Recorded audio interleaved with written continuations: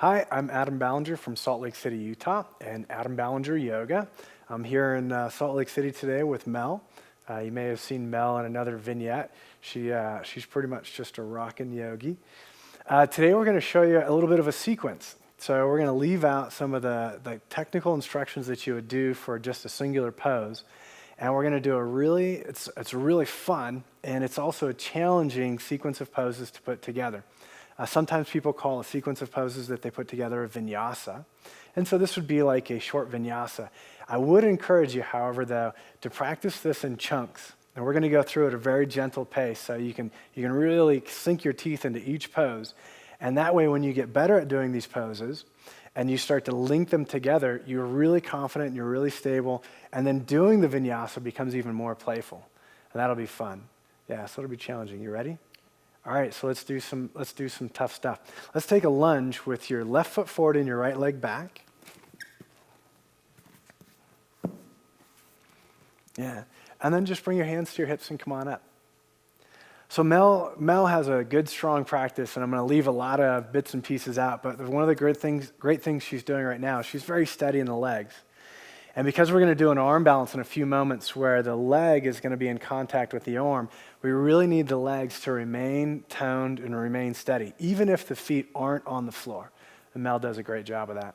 So let's bring the left elbow to the outer edge, or the right elbow to the outer edge of that left leg, and bring the hands together and do a really good twist. So for this twist, Mel is staying up a little bit high rather than sinking the arm way down as if you're going to take the hand to the floor. And that's by design. We're trying to keep a lot of lift in the waistline and a lot of integrity in the core for this one. And that's a little bit tough to do when we close the body in. We start to lean quite a bit. Good. So Mel, look down towards the floor, right down at your toenails. And I want you to hug your legs in, make them really strong, and then step your back foot forward. Yeah. So now we're right into that chair pose with the twist over to the side. So we twisted, open in the lunge. That's a little bit easier to twist. Now we're twisting in the chair pose, a little bit more compact. And then Mel, can you take your hands down towards the floor?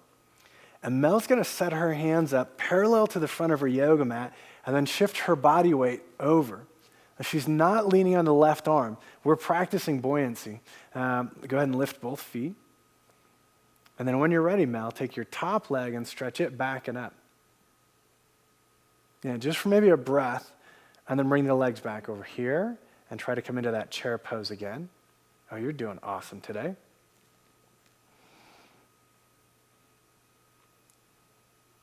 Good. And then go ahead and take this same right foot and step it back, and let's move into first warrior pose.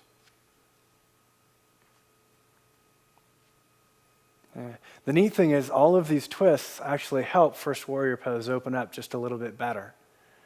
Yeah, what an awesome sequence. Nice job, Mel. Come down and take a break. Yeah, so go ahead and have a seat.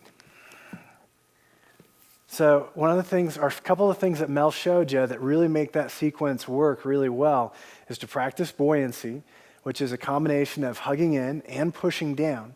Even before you start squeezing your core muscles, you've got to squeeze the legs in. Even when the feet are separated in a lunge or they're separated in the arm balance, there's got to be this tone right into your center area. And then pressing down. So like all through the sequence, if you play this back and watch, Mel's core and hips, they stay elevated. And even though the back stays full, the shoulder blades are hugging so they don't just completely fall off. That's one of the things that allows Mel to do the arm balance and have the legs over one arm rather than having to lean into the other arm. And if you practice like that, all of that stability, all that hugging in and that buoyancy, it comes back into the rest of your poses, like first warrior pose and triangle pose, Tadasana and back bends. So doing the sequence like that, it totally supports all of your other yoga asana too. So again, this is Adam and Mel from Salt Lake City.